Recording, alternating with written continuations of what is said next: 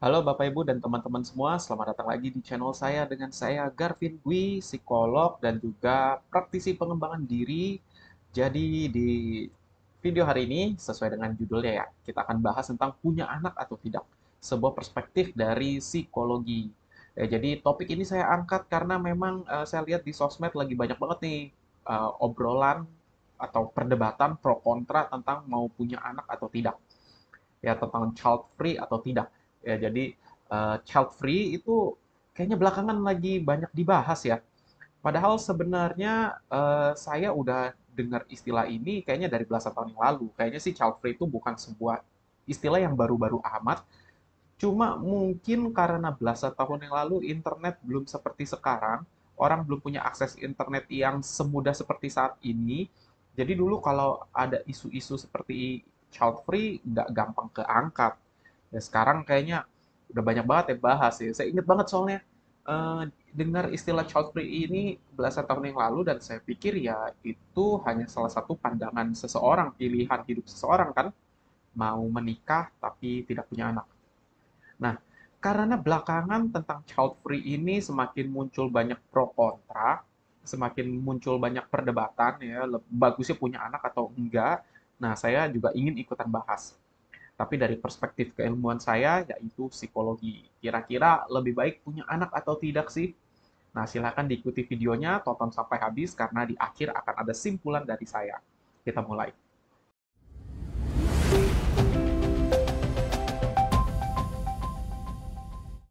Oke, kita mulai dari riset Deaton and Stone dari Princeton University pada tahun 2014 ya. Jadi ini riset psikologi nih. Ya, riset psikologi tersebut menemukan bahwa pasangan yang punya anak memang lebih bahagia. Ini yang child free mulai eh, kayaknya mau close video ini nih, tapi jangan, belum kelar, ini baru permulaan. Ya nanti saya akan bahas setiap pilihan ya child free atau tidak child free gitu, itu ada keuntungan dan kekurangannya dan nanti bisa kita menimbang-nimbang mau milih yang mana. Ya, tapi kita lanjut dulu ya. Jadi memang riset Deaton and Stone ya menemukan bahwa pasangan yang memiliki anak memang lebih bahagia, tetapi sekaligus lebih mengalami emosi negatif ya, seperti stres dan kecemasan daripada pasangan yang tidak memiliki anak. Jadi punya anak lebih happy nggak? Iya lebih happy ya menurut riset ini, tapi sekaligus lebih stres, lebih cemas. Loh kok bisa? Ya bisa aja, karena kesenangan, kecemasan dan stres itu tidak saling negasi ya, bisa muncul berbarengan gitu. Mungkin juga karena kalau punya anak happy, tapi punya anak kan otomatis tanggung jawab nambah, harus dirawat, disiapkan waktu buat mereka, siapkan finansial, ada tuntutan tambahan. Jadi lebih happy ya kehadiran anak, lebih cemas dan lebih stres, iya karena kan ada tanggung jawab yang lain ya, tanggung jawabnya otomatis lebih banyak juga daripada yang tidak menikah. Ini riset yang saya temukan. Nah, riset lainnya dari Glass, Simon, and Anderson tahun 2016 itu menemukan, ya memang punya anak lebih bahagia, tapi nggak otomatis lebih bahagia. Nah, ini mungkin yang teman-teman yang child free, apa udah lebih, wah akhirnya ada pandangan gitu ya. Jadi, punya anak tidak otomatis bahagia. Kenapa? Karena kalau punya anak itu banyak tuntutan waktu, banyak tuntutan energi, tuntutan work-life balance, dan tuntutan finansial. Kalau tuntutan-tuntutan ini nggak bisa dipenuhi, maka punya anak justru tidak membuat bahagia. Ya gimana bisa bahagia kalau waktunya kurang, buat anak kurang, buat kerja kurang, buat istirahat kurang ya, energinya kurang, mau work life balance juga susah, finansial juga kurang, pas-pasan malah kesulitan ya, anak malah nggak dapet yang maksimal. Nah, otomatis punya anak nggak langsung bikin bahagia. Menurut riset ini, kalau mau punya anak dan bahagia, pastikan dulu waktunya cukup, energinya sudah cukup, ya dalam arti bukan berarti harus energi yang tinggi banget, tapi bisa nggak mengelola energi agar nanti kerja ya kerja, family time ya family time. Jangan kerja udah pulang malah nggak punya family time, nggak mau luangin waktu buat anak. Nah ini nggak bagus. Ya work life balance-nya juga harus seimbang kan? Karena nggak cuma kerja lagi tanggung jawab utamanya. Ada tanggung jawab baru sebagai orang tua dan otomatis finansial. Nah, ini sebenarnya yang dari kalangan child free sering bicarakan ya. Beberapa alasan mereka nggak mau punya anak itu ya pertimbangan ini belum tentu mereka bisa luangin waktu, belum tentu mereka punya energi yang cukup, atau kalaupun mereka punya waktu dan energi yang cukup, mereka juga mempertimbangkan faktor finansial. Jangan sampai anak lahir dalam kondisi finansial yang belum siap, akhirnya anak hidup pas-pasan. Mau makan pas-pasan, sekolahnya juga pas-pasan. Kasihan gitu. Mereka tidak minta dilahirkan, tapi gara-gara dilahirkan harus hidup menderita karena orang tuanya serba belum siap. Apalagi kalau orang tuanya belum siap secara emosional, bisa abuse, mukul anak. Nah, itu akhirnya yang dari pandangan child free pertimbangkan. Yang tidak setuju dengan child free, yang setuju punya anak, ngelawan balik.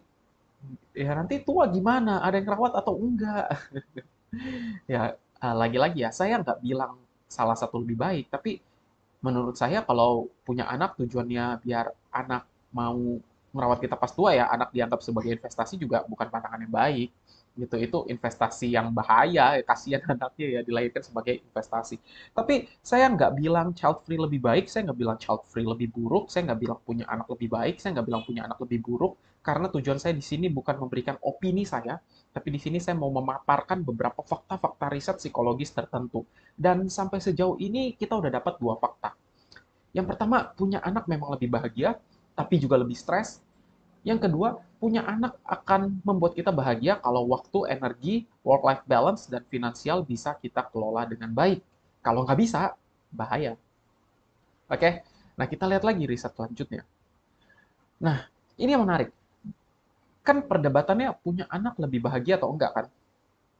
Kalau kita mau lihat dari perspektif positif psychology atau psikologi positif ya, anyway psikologi positif itu bukan ilmu tentang berpikir positif, bukan. Psikologi positif itu adalah the science of happiness, ya, ilmu pengetahuan tentang kebahagiaan.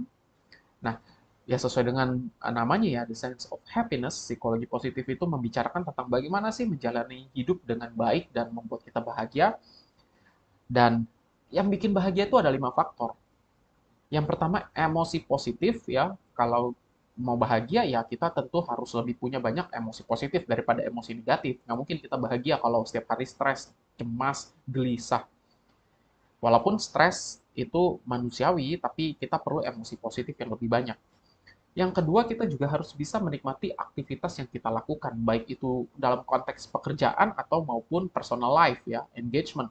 Kalau kita pelajar menikmati aktivitas sebagai pelajar, kita pekerja kantoran menikmati aktivitas sebagai pekerja kantoran, kita seorang profesional menikmati aktivitas tersebut, yaitu yang kedua. Yang ketiga, relasi yang bermakna, relasi dengan manusia lain ya, punya relasi sosial yang bermakna, karena kita makhluk sosial dan kalau kehidupan sosial kita terganggu, kita juga nggak bisa bahagia loh. Ya, kesepian itu salah satu faktor yang sangat merusak kebahagiaan seseorang. Yang keempat, kebermaknaan hidup. Bagaimana kita memaknai hidup? Ya, Anda memaknai hidup Anda seperti apa? Apakah Anda merasakan hidup Anda ini ada maknanya? Anda punya goal nggak? Anda punya tujuan nggak yang hendak Anda capai? Itu yang keempat ya. Dan yang kelima adalah kemajuan dalam hidup. Kalau Anda merasa hidup Anda nggak maju-maju, Anda juga sulit untuk lebih bahagia. Nah, 5 faktor kebahagiaan inilah yang dicanangkan oleh psikologi positif ya, yang dikatakan bahwa ya 5 faktor ini yang bikin manusia happy. Dan mari kita lihat kaitannya dengan punya anak atau tidak. Tentu kalau emosi positif ya punya anak emosi positif lebih banyak, tapi emosi negatifnya juga lebih banyak ya. Dan itu juga perlu mempertimbangkan faktor-faktor tadi. Kalau ternyata finansialnya masih susah, waktu dan energi masih susah, malah nggak bisa emosi positif. Ya menikmati aktivitas saya rasa itu pilihan masing-masing ya. Yang paling kita perlu sorot adalah relasi yang bermakna. Kenapa? Karena indikator terbesar ya berdasarkan semua riset nih, berbagai riset psikologi sudah saya baca dan saya menemukan selalu simpulannya jatuh-jatuhnya ke sini. Dari 5 faktor ini, yang paling dominan, yang paling berperan, yang paling berpengaruh terhadap kebahagiaan seseorang itu adalah yang ketiga ini, relasi yang bermakna. Hubungan interpersonal. Hubungan interpersonal, hubungan antar manusia itu bisa dengan teman, sahabat, guru, kakak, adik, anak, orang tua, tetangga, sepupu, kakek nenek. Relasi yang bermakna. Nah, kalau kita mau lihat, memang relasi yang bermakna ini lebih mudah dicapai kalau menjadi orang tua. Karena ada relasi orang tua dan anak, ayah anak, ibu anak yang child free mungkin susah dapetin. Ya child free nggak punya hubungan dengan anak karena mereka nggak punya anak. Ya sehingga mungkin yang punya anak akan menang dalam segi kuantitas ya, dalam segi kuantitas karena punya anak, relasinya nambah lagi. Tapi relasi yang bermakna kan nggak cuma ngomongin soal anak. Relasi bermakna itu juga bisa tentang sahabat, teman, saudara. Jadi bagian child free mungkin kalau nggak punya anak, mereka bisa nggak bahagia? Bisa-bisa aja. Mereka mendapatkannya dengan relasi sosial dengan sahabat mereka. Loh sahabatnya kalau sibuk gimana?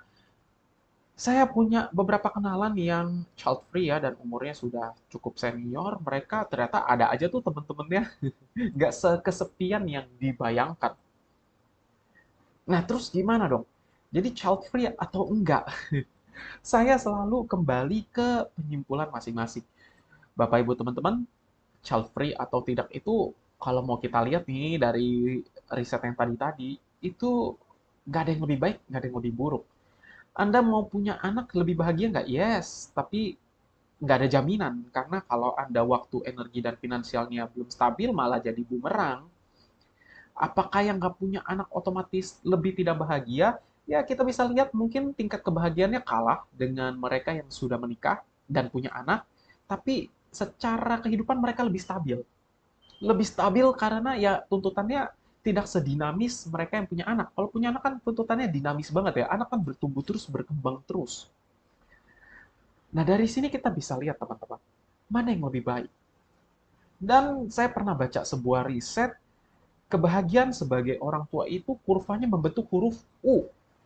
Membentuk huruf U maksudnya seperti apa? Jadi punya anak nih happy nih, tinggi nih, punya anak happy, tapi seiring dengan anak semakin besar ini kebahagiaan kita menurun. Kenapa? Karena kita harus semakin meluangkan waktu.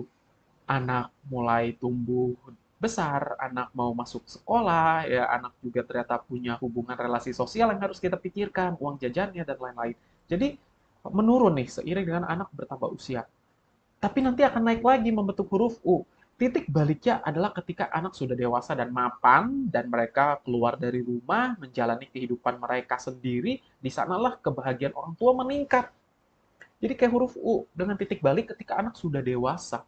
Kenapa? Karena di titik itulah orang tua sudah tidak terlalu banyak memikirkan anak, tuntutannya sudah tidak terlalu banyak sebagai orang tua, plus mereka melihat bahwa anak yang mungkin puluhan tahun yang lalu mereka lahirkan dalam kondisi tidak berdaya dan tidak bisa apa-apa, sekarang sudah dewasa, sudah hebat gitu ya, sudah bisa menghidupi diri mereka sendiri, dan mereka merasakan kebermaknaan dari sana. Ya jadi punya anak itu lebih bahagia tapi kebahagiaannya itu tidak stabil atau kebahagiaannya itu lebih banyak naik turunnya, zigzag karena banyak tuntutan dan kalau mau dibilang malah bentuknya huruf U. Sedangkan yang child free ya mereka mungkin tingkat kebahagiaannya tidak setinggi mereka yang punya anak tapi lebih stabil. Ya jadi kembali nih sekarang nih, Anda mau yang mana nih? Ya, Anda mau punya kebahagiaan yang lebih tinggi, tapi juga lebih banyak tuntutan, atau Anda, ya kebahagiaannya nggak usah setinggi-tinggi mereka lah, tapi lebih stabil. Jadi kembali ke keputusan masing-masing loh. Kita nggak bisa bilang mana yang lebih baik, mana yang lebih salah, karena yang jalanin itu kan orang lain. Mungkin bagi Anda yang pro dengan punya anak, Anda bisa berkata nanti mereka kesepian nggak punya anak. Who knows? Dan bagaimana Anda bisa memprediksi hidup mereka kalau mereka yang jalani? Sedangkan yang child free juga nggak boleh loh ngatain mereka yang punya anak itu egois atau apa, nggak bisa loh. Jangan ngatain seperti itu loh. Karena bisa jadi mereka yang mau punya anak memang secara emosional sudah siap dan secara finansial sudah siap sehingga mereka siap juga membesarkan anak. Nggak ada yang salah di sana. Jadi sebenarnya kalau kita mau lihat lagi, ketika Anda ingin memiliki anak, pastikan emosi Anda sudah siap, sehingga Anda tidak akan abuse anak.